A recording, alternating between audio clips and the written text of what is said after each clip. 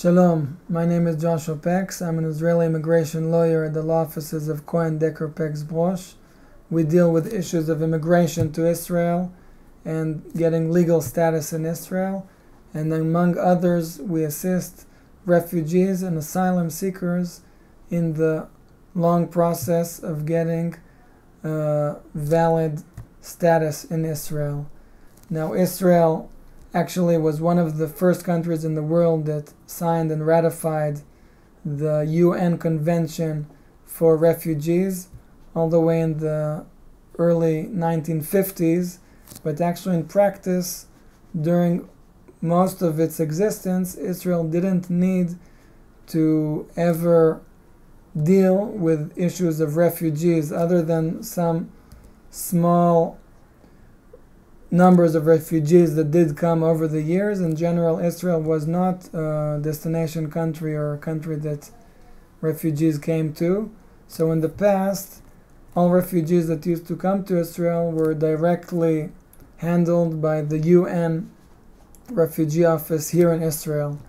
All that changed in 2006, 2007, when large numbers of refugees started coming into Israel through the border at the Sinai between Israel and Jordan. There was no fence in the past, and large numbers of asylum seekers, especially from countries such as South Sudan or even Sudan and Eritrea, other African countries started coming in large numbers, and since then many changes happened.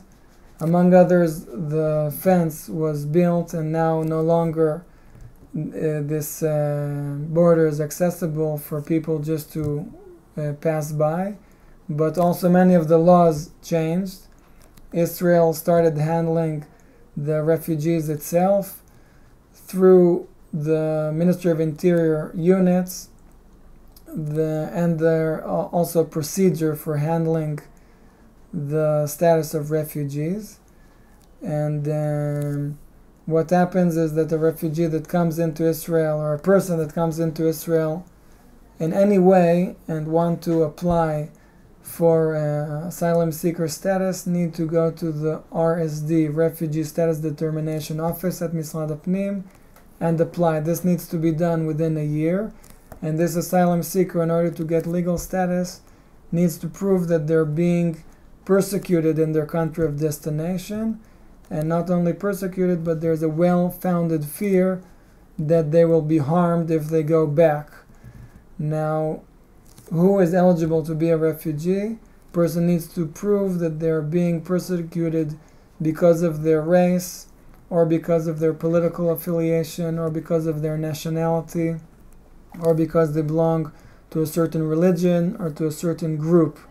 Not everyone that has a hard time or the situation in their country of origin is bad can come to Israel and ask for refugee status.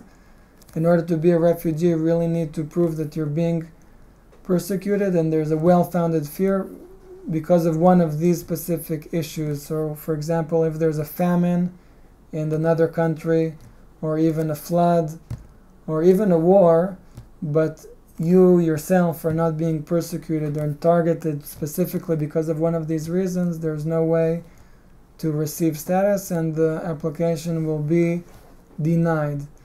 Now, the situation in Israel is such that even people that may apply and may qualify for status many times are grouped up and get collective protection. People that come from countries such as Eritrea, or in the past South Sudan or Sudan, would get collective protection, which means that Israel does comply to the law of the convention and doesn't send people back to a country where their life will be in danger. But on the other hand, Israel didn't upgrade their status to any kind of legal valid status in Israel, only gave them temporary protection and different kinds of possibilities to work while here in Israel.